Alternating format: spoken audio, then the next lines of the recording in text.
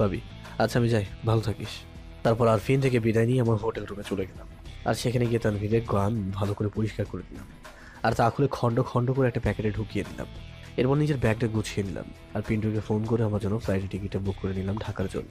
এরপর hotel room থেকে বেরিয়ে হোটেলের চাবি হোটেলের ম্যানেজারকে বুঝিয়ে দিয়ে চলে গেলাম বন্ধুর কবরের কাছে। সেখানে গিয়ে প্যাকেট করা সেই পিস্তলটা সেই কবরস্থানে দাফন করে বন্ধুর জন্য দোয়া করে শেষ বিদায় দিয়ে চলে গেলাম এয়ারপোর্টে। ফ্লাইট 4টায়, আর এখন বাজছে 3টা 7। আমি দুপুরের খাবার খেয়ে নিলাম। আসলে লেট হয়ে গেছে, এই মোশাররফের সাথে কথাবার্তা বলতেও সামলাতেই সময় পার হয়ে গেল। খাওয়া দাওয়া শেষ করে কিছুক্ষণ এয়ারপোর্টে বসে সময় কাটালাম। তারপর ফ্লাইটের সময় হয়ে গেল, আর আমিও ফ্লাইটে উঠে গেলাম। কিছুক্ষণ পরেই ফ্লাইটের যাত্রা শুরু। ফ্লাইট ঢাকায় ল্যান্ড করে আর আমিও এয়ারপোর্ট থেকে বের হই। আর দেখি পিন্টু আমার জন্য গাড়ি নিয়ে দাঁড়িয়ে আছে। এখন প্রায় সন্ধ্যা হয়েই গেল। আমিও পিন্টুর গাড়িতে উঠে পড়লাম। ভাই, সময় কেমন কাটলো আপনার চট্টগ্রামে? আমি কি চট্টগ্রামে হানিমুনে গেছিলাম যে আমার সময় ভালো কাটবে? আমি ওখানে কাজে গেছিলাম। থাক ভাই, গালি শোনার শখ নেই আমার। এমনিও শুনবি, তোর মুখে কিচ্ছু আটকায় না নাকি? লিটন ও তার বোনকে তানভীরের কথাটা বলাটা কি খুব জরুরি ছিল? কেন ভাই, কি হয়েছে? তারপর কিছু কিছু কথাই বললাম, সব বলিনি। শুধু এতটুকুই বলেছি ফারি আমার পিছনে লেগে পড়েছে। সব বললে আমার ইজ্জত অবশিষ্ট থাকবে না। হুদায় নিজের ইজ্জত নিজে ধুয়ে তো লাভ নেই, তাই না? ভাই, তাহলে আমি লিটনকে সাবধান করে দিই। না, বাদ দে। আর একটা হোটেল নিয়ে যা, বাড়ি যাব না। ভাই, বাড়ি যাবেন না ভালো কথা, কিন্তু হোটেলে যাওয়ার কি আছে? আপনি আমার বাড়িতে চলেন। যেটা বলছিস সেটা শোন। তারপর পিন্টু আর কথা বললো না, আমাকে একটা হোটেলে নিয়ে যায়। আর আমিও হোটেলে রুম বুক করি। দুজনে নাস্তা করে নিলাম। এরপর পিন্টুকে পাঠিয়ে দিলাম। আমি হোটেলে থাকার কারণ হলো আমি বাড়ি গেলে পরে বের হতে পারবো না। একদম কয়েকদিনের জন্য রাতে বের হওয়া বন্ধ হয়ে যাবে। আর তা আমি হতে দিতে পারি না, কারণ রাতেই আমি আমার কাজ করব। এরপর আমি হোটেলের রুমে চলে যাই আর ফ্রেশ হয়ে নিই। তারপর খাটে কিছুক্ষণের জন্য লেটিয়ে পড়ি। আর যে করেই হোক আমাকে আশরাফ চৌধুরীর কাজের সমাপ্তি ঘটাতেই হবে। আর কালো দুনিয়া বানানোর স্বপ্নকে বেহেস্তে পাঠাতেই হবে আমাকে। তাই আমি ফোন বের করে আমার লোকেদের রেডি হতে বলে দিই, কারণ আজ রাতেই ডেভিলের কাউন্টার অ্যাটাক হবে আশরাফ চৌধুরীর ওপর। হঠাৎ আমার ফোন বেজে ওঠে। আমি আম্মু ফোন দিয়েছে দেখলাম, তাই ফোনটা রিসিভ করলাম।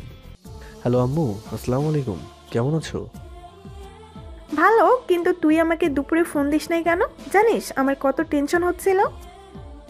সরি আম্মু, একটু ব্যস্ত ছিলাম। আচ্ছা স্যার, ওইসব কথা এখন শোন। আমি একটা কথা বলবো, রাখবি আমার কথা?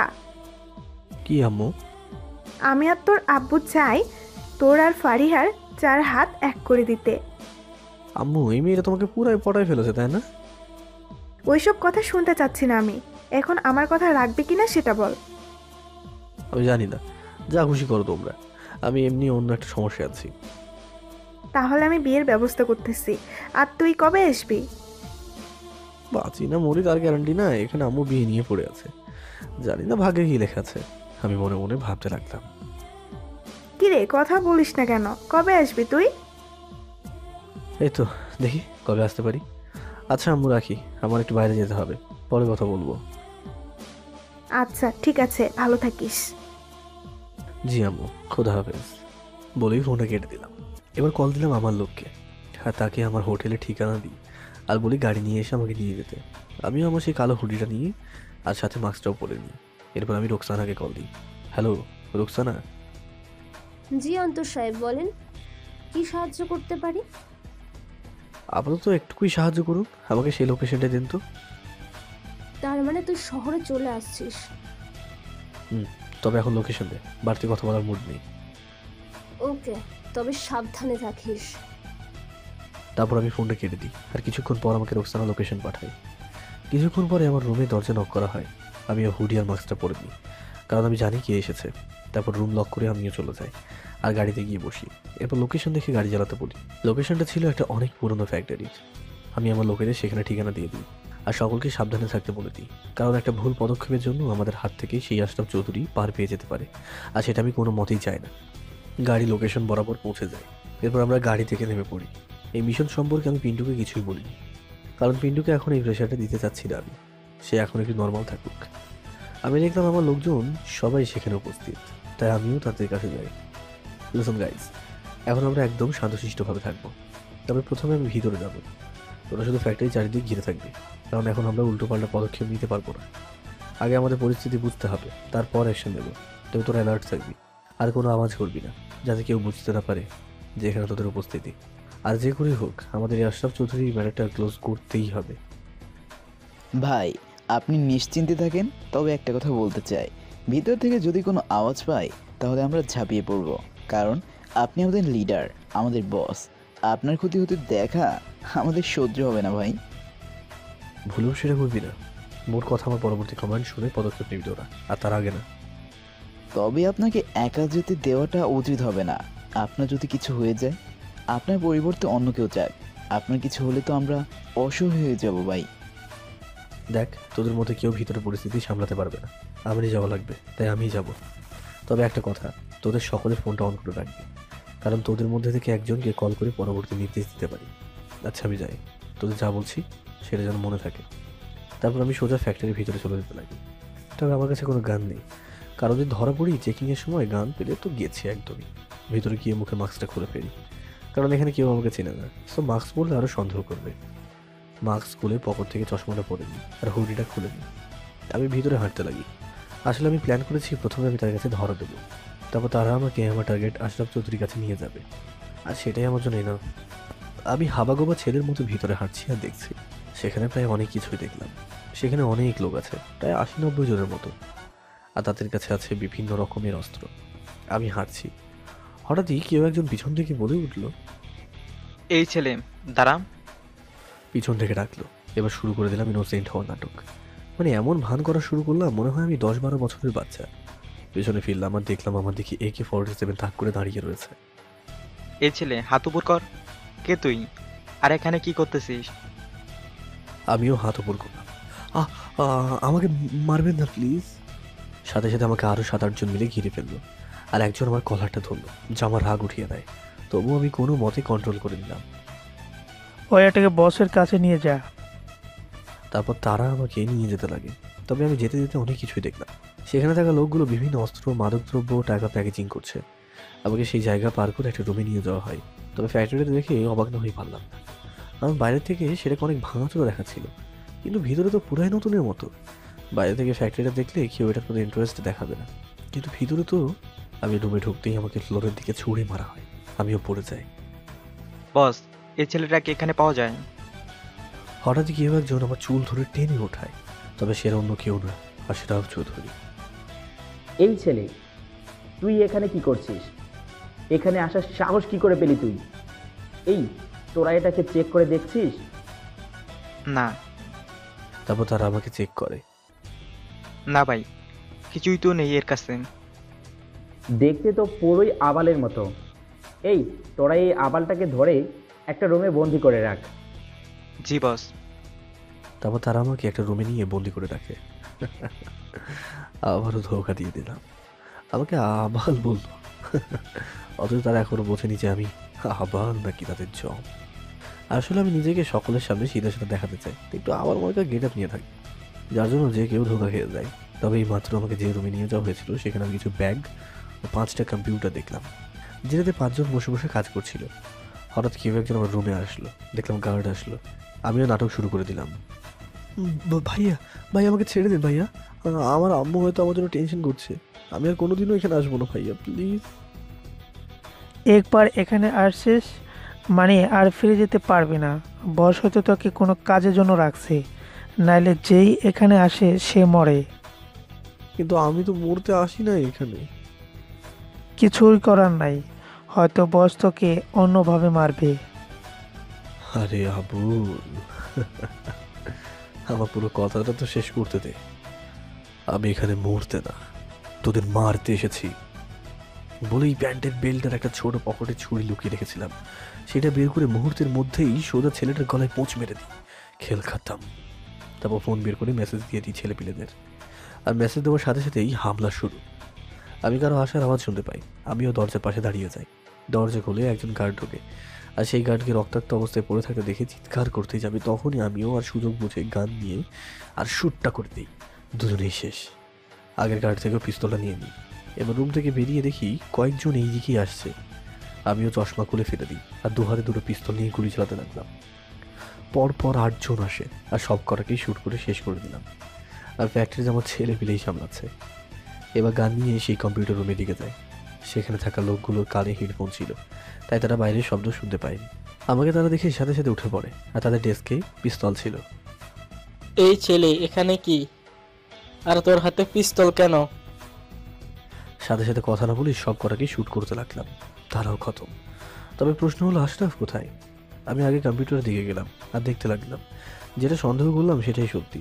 তার এই কন্ট্রোল রুম থেকেই বাইরে মাফিয়াদের সাথে কন্ট্যাক্ট করতো। আমি কম্পিউটারগুলোর কিছুই করলাম না। আমি চলে গেলাম আশরাফকে খুঁজতে। আমি বাইরে খুঁজতে লাগি। হঠাৎ একটা রুম থেকে গুলির আওয়াজ শুনি। আমিও সেই রুমের দিকে চলে যাই।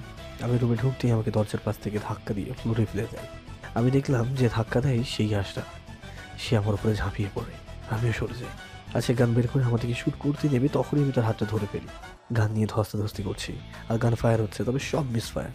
শ্যুট করতে করতে গুলি শেষ। আমিও তার হাত ছেড়ে দিলাম একটা ঘুষি। আমি আর একটা মারতে যাবো, তার আগে আমাকে ধাক্কা মেরে সে রুম থেকে পালিয়ে যায়। আমিও তার পিছু নিতে থাকি। সে যেতে লাগে আর ফ্যাক্টরির দিকে এগিয়েই সে একটা অস্ত্র হাতে নিয়ে নেয়। কিন্তু আমার দিকে শ্যুট করার আগেই আমিও কভারে চলে গেলাম। সেও সেই অস্ত্রটা নিয়ে বাইরের দিকে যেতে লাগে, আর মাঝে মাঝে আমাকে শ্যুট করছে। আমিও একটা অস্ত্র নিইনি, যেটা M4A1, আর সে নিচ্ছে UMP। আমি এবার শীঘ্রই শ্যুট করলাম। শ্যুট করতে করতে আমারও মিসফায়ার হচ্ছে। দুজনে বাইরের দিকে যাচ্ছি আর একে অপরের দিকে শ্যুট করতে লাগি। তবে M4A1 ভারী হওয়ার কারণে আমিও সেটা রেখে UZI নিয়ে নিই, কারণ এই রাইফেলটা ছোট, যেটা এক হাত দিয়ে চালানো যায়। আমি সেটা নিয়ে নিই, আর সেটার কিছু ম্যাগাজিন নিয়ে নিই। একটা গান নিই, সেটাতে সাইলেন্সার লাগানো। আর সেটা প্রায় বাইরে চলে যায়, আর দেখলাম সে গাড়ি নিয়ে পালাতে লাগে। আমিও আমার দলের একজন থেকে তার বাইক নিয়ে চেস করতে থাকি। সে গাড়ি চালাতে ব্যস্ত, আর আমিও তাকে চেস করতে। সে গাড়ি এমন জায়গায় নিয়ে যায় যেটা একদম নির্জন জায়গা, আর আমিও সুযোগ বুঝে গুলি ছুটতে লাগি। গুলি ডাইরেক্ট তার চাকা লেগে চাকা শেষ, তাই আশরাফের গাড়ি থেমে যেতে লাগে। আমিও বাইক নিয়ে গাড়ির সামনে চলে যাই, আর বাইক থেকে নেমে সেই সাইলেন্সার লাগানো পিস্তলটা আশরাফের দিকে তাক করে ধরি। অবশেষে পেয়ে গেলাম তোকে, আশরাফ চৌধুরী, কে তুই? যাকে মারার জন্য তুই মোশারফের সাথে হাত মিলিয়েছিলি, আর আমার ভাইটাকে আমার কাছ থেকে কেড়ে নিলি। দেখ, আমাকে ছেড়ে দে। প্রয়োজনে আমার যা টাকা পয়সা আছে সব নিয়ে নে। ওরে আবুল, আমি কি মোশারফ পাইছিস নাকি? আমি টাকা না, তোর জান চাই। দেখ, আমরা দুজন মিলে কিন্তু অনেক কিছুই করতে পারবো। দেশটাকে আমাদের হাতে নিয়ে রাখতে পারবো। সরি, ওটাতে আমার ইন্টারেস্ট নেই। মোট কথা, তোকে মারতেই আমার ইন্টারেস্ট। আমাকে মারলে কি পাবি তুই? এখন হয়তো বুঝিস না যে কে আমি। Who am I, that's not important. What am I, that's more important. Devil.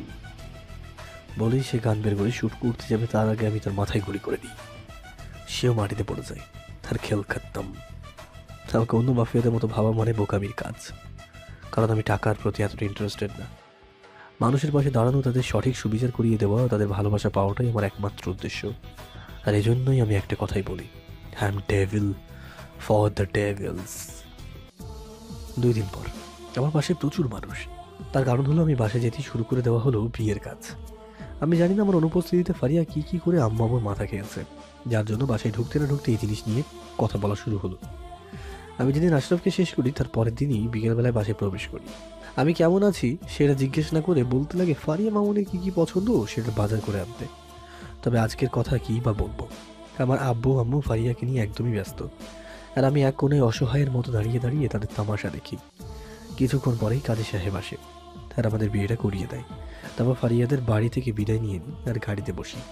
কি ম্যাডাম, এবার খুশি তো? এবার আমি শিওর আমার জীবন তেনা তেনা হবেই হবে। তোমার মাথা দেখবে কেমন করে আগলে রাখি তোমাকে। আসলে আগে নিজে নাকের ও চোখের পানিকে সামলাও, তারপর আমাকে সামলিও। কি? সাথে সাথে ফারিয়া আমার কাছে এসে গাড়িতেই তার নাকের ও চোখের পানি আবার পাঞ্জাবিতে মোছে। ইয়াক, এটা কি করলে? আরো মজা করো আমাকে নিয়ে। তারপর কোনো কথা না বলেই বাড়ি চলে গেলাম। রাতের বেলা আমি ছাদে দাঁড়িয়ে আছি, হঠাৎ কেউ একজন পিছন থেকে জড়িয়ে ধরলো। আমার বুঝতে বাকি রইল না এটা ফারিয়া। রাতে ছাদে দাঁড়িয়ে দাঁড়িয়ে কি ভাবো তুমি? ভাবছি সামনে কি হবে আমার। আগে আব্বু আম্মুই ছিল আমার উইকনেস, আর এখন তো তুমি আমার উইকনেস হয়ে গেলে। শোনো, স্ত্রী কোনোদিনও স্বামীর দুর্বলতা হয় না, তার শক্তি হয়। আর আমিও আমার মাফিয়া পরের মাফিয়া ওয়াইফ হয়ে গেলাম। সো নেক্সট টাইম থেকে দুজনেই একসাথে মাফিয়ার পাওয়ার দেখাবো। কি বলো? কি আর বলবো, বলার ভাষায় তো হারিয়ে ফেললাম আমি। থাক, তোমাকে আর বলতে হবে না। আচ্ছা শোনো, আমাদের আরো একজন মাফিয়ার সদস্য আনলে কেমন হয়? বুঝলাম না। আমি একটা ছোট্ট অন্তর চাই, মানে ছোট্ট ডেভিল চাই। কিন্তু আমি তো একটা অ্যাঞ্জেল চাই বলেই ফারিয়াকে কোলে তুলে নিলাম।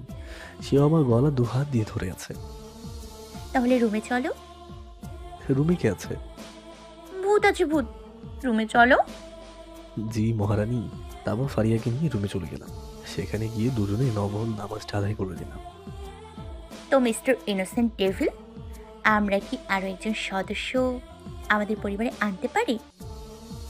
না, আমি ঘুমাবো। Good night. দেখাচ্ছি ঘুম। ফারি আমার কথা শুনে রেগে যায়, আর সে আমার কাছে এসেই 4 ঠোঁট এক করে দিল। কিছুক্ষণ পরেই আমাকে ছেড়ে দেয় আর আমার উপরে ঝাঁপিয়ে পড়ে। আমারও কিছু করার নেই, আমিও তার কাছে ধরা দিয়ে দিলাম। বউ বলে কথা। তারপর আমরা দুজন দুজনের মধ্যেই হারিয়ে যাই। তো আজকে এই পর্যন্তই। দেখা হচ্ছে নতুন কোনো ভিডিওতে। সবাই ভালো থাকবেন, সুস্থ থাকবেন। আল্লাহ হাফেজ।